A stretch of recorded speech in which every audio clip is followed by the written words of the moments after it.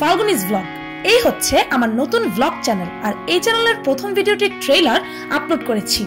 আর আমার নতুন চ্যানেলের সম্পূর্ণ ভিডিওটি 25শে ডিসেম্বর বিকাল 4টায় অর্থাৎ ক্রিসমাসের দিন আপলোড করব। আমার এই নতুন চ্যানেলের লিংক ডেসক্রিপশন ও ফার্স্ট কমেন্টে পেয়ে যাবেন। আপনাদের সকলের সাপোর্ট আশা করছি। আমরা এসে পড়েছি ফতুল্লা ঘাট। এখান থেকে আমরা নৌকা নিয়ে নদীর ওই পারে যাব। আর আমার সাথে আছে আমার ছোট বোন শ্রাবণী।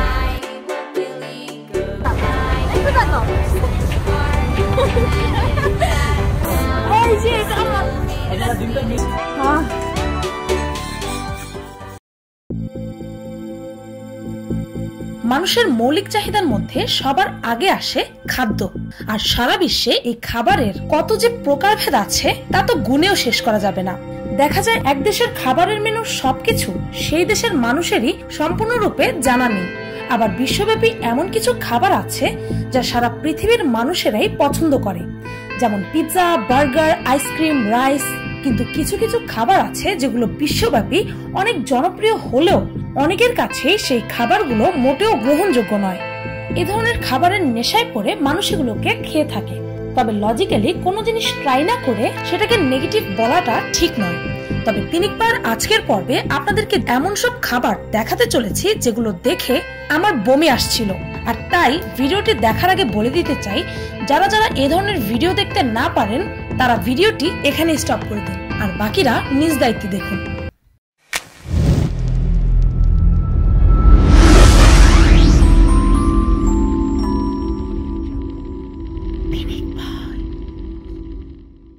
কোলা ব্যাঙের জুস।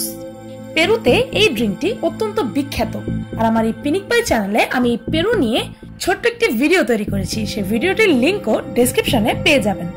তো যাই হোক, এই ড্রিঙ্কটি একটি চামড়া ছাড়ানো ব্যাঙকে ব্লেন্ডারে ব্লেন্ড করে তৈরি করা হয়।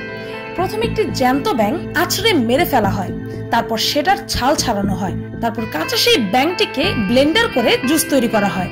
আর এই জুসটি পেরুর রাজধানী লিমা শহরে অত্যন্ত জনপ্রিয়। তারা এটি দাবি করে যে এই জুস খেলে সহজেই মানুষ ক্লান্ত হয় না, পাশাপাশি এটি যৌন ক্ষমতাও বাড়িয়ে দেয়। জীবন্ত অক্টোপাস। আপনার প্লেটে যদি একটি অক্টোপাস রেখে দেওয়া হয় যেটি তখনও নড়ছে, তাহলে কি আপনার খাবার খাওয়ার রুচিটা থাকবে? জাপান ও কোরিয়ার মতো দেশে জীবিত অক্টোপাস হচ্ছে অত্যন্ত জনপ্রিয় খাবার। এরা একেবারে জীবন্ত অক্টোপাস মুখে পুরে চিবিয়ে খায়, কিন্তু এ সময় সাবধান থাকতে হবে, কেননা যদি না চিবিয়ে গিলে ফেলা হয় তাহলে জীবিত অক্টোপাস গলায় আটকে সেবনকারীর মৃত্যু পর্যন্ত হতে পারে। পোকায় ভরা চিজ। এই অদ্ভুত চিজের অফিসিয়াল নাম ক্যাজু মার্জো, যা পাওয়া যায় ইটালিয়ার সার্ডিনিয়াতে। এটি ভেড়ার দুধ দিয়ে তৈরি শক্ত একটি চিজ, যা পুরোপুরি হ্যান্ডমেড। তবে জঘন্যতম ব্যাপার হচ্ছে এই চিজে থাকা হাজার হাজার জীবন্ত পোকা। এই চিজটি তৈরি করার পর এটিকে কোনো প্যাকেজিং ছাড়াই ফেলে রাখা হয়, যেন এতে মাছি বসে ডিম পাড়তে পারে। তারপর এই চিজ 2 থেকে 3 মাসের জন্য একটি অন্ধকার ও ঠান্ডা জায়গায় ফেলে রাখা হয়।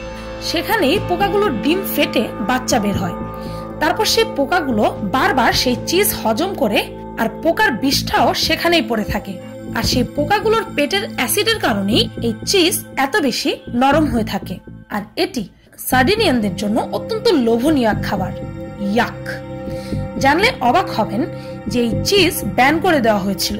সেখানকার মানুষ এর বিপক্ষে আন্দোলন পর্যন্ত করে এবং ফাইনালি এই চিজকে লিগ্যালিটি দেওয়া হয়। Baby মাইস wine. চায়না নিজের উদ্ভট খাদ্যাভ্যাসের জন্য পৃথিবী বিখ্যাত। আর এই বেবি মাইস ওয়াইন হচ্ছে সেখানকার আরো একটি জনপ্রিয় খাবার, যা আপনার আমার জন্য জঘন্যতম। এই বেবি মাইস ওয়াইন বানানোর জন্য কিছু নবজাতক ইঁদুরদের জ্যান্ত অবস্থায় রাইস ওয়াইনে ডুবিয়ে দেওয়া হয়। তারপর সেই ইঁদুরগুলো ওয়াইনে ডুবে মরে যায়, আর অনেক মাস পরে এই ওয়াইন খাওয়া হয়। আর খাওয়ার সময়ও সেই ইঁদুরের মৃতদেহগুলো ওয়াইনেই ভাসতে থাকে। ডিসগাস্টিং।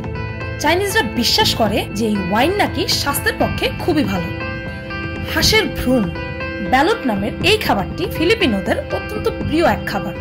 এটি মূলত হাঁসের ডিম, যার ভেতরের হাঁসের ভ্রূণ তৈরি হয়ে গেছে। প্রথমে ডিমটিকে হালকা সেদ্ধ করা হয়, তারপর ডিমের খোসাটি একটু ভেঙে তাতে লবণ আর গোলমরিচ ছড়িয়ে দেওয়া হয়। তারপর এক চুমুকে সেই হাঁসের ভ্রূণটি খেয়ে ফেলা হয়। ইয়াক। জীবন্ত কোবরা। ভিয়েতনামের হানই শহরের পাশে একটি গ্রামে জীবন্ত কোবরা সাপ খাওয়া হয়। এই কোবরা তৈরি করার শেফও বেশ ব্যতিক্রম। শেফ প্রথমে আপনার সামনে জীবন্ত একটি কোবরা মেরে ফেলবে।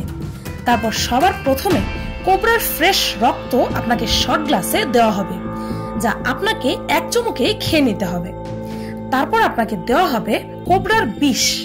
আর চিন্তার কোনো কারণ নেই, কেননা সাপের বিষ আপনার রগে ইনজেক্ট না করা হলে আপনার কোনো ক্ষতি হবে না, কারণ পাকস্থলীতে গেলে এটি খুব সহজেই হজম হয়ে যায়। তবে সাবধান, যদি আপনার মুখের ভেতরে কোনো আঘাত বা যদি আপনার আলসার থেকে থাকে তাহলে আপনার মৃত্যু পর্যন্ত হতে পারে। তারপর একের পর এক শেফ সেই পুরো কোবরার শরীরে আলাদা আলাদা অঙ্গ আপনাকে খাওয়ার জন্য দেবে। আর সবচাইতে ভয়ঙ্কর ব্যাপারটি হচ্ছে কোবরার হার্ট, যেই হার্ট বা কলিজা আপনার প্লেটেও হার্টবিট দিতে থাকবে, আর এটিকে আপনার পুরোপুরি কাঁচা অবস্থায় গিলে ফেলতে হবে। আচ্ছা, স্বাদ ব্যাপারটা আসলে কি? আমরা চিনি মুখে দিলে তা মিষ্টি কেন লাগে, আর চিরতা খেলে তা তিতা কেন লাগে? সবই তো ব্রেন আর টেস্ট বাডস এর কার্যকলাপ, তাই না?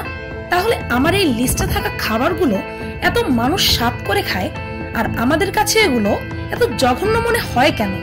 আসলে কি, এক এক দেশের কালচার ও খাদ্যাভ্যাস এক এক রকম, আর স্বাদ ব্যাপারটা অনেকটাই অভ্যাসের ব্যাপার।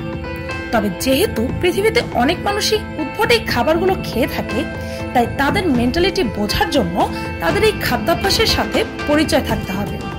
ভিডিওটি এই পর্যন্তই। আপনাদের জন্য আছে একটি বিশেষ অ্যানাউন্সমেন্ট।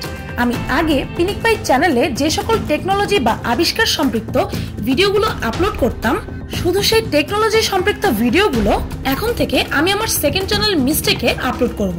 তবে চিন্তার কোনো কারণ নেই, কেননা সেই চ্যানেলটিতে আমি বরাবরের মতো ইউটিউব সম্পৃক্ত গুরুত্বপূর্ণ আপডেট ও টিপস এন্ড ট্রিক্স আপনাদের চাহিদা অনুযায়ী দিতে থাকবো। সেগুলো দেখার জন্য আমার সেই মিস্টেক চ্যানেলটিকে সাবস্ক্রাইব করতে পারেন। আমার সেই মিস্টেক চ্যানেলটির লিংক ডেসক্রিপশন ও ফার্স্ট কমেন্টে পেয়ে যাবেন। আপনাদের সকলের সাপোর্ট আশা করছি। ভিডিওটি ভালো লাগলে একটি লাইক দিতে ভুলবেন না, আর যদি এই ভিডিওটির সেকেন্ড পার্ট দেখতে চান তবে কমেন্টে জানাতে ভুলবেন না যেন। আর আমার চ্যানেলটিকে সাবস্ক্রাইব করুন প্রতিনিয়ত আরো অদ্ভুত ও মজার সব ভিডিও দেখতে। আজকের মতো এই পর্যন্তই, দেখা হচ্ছে পরের ভিডিওতে।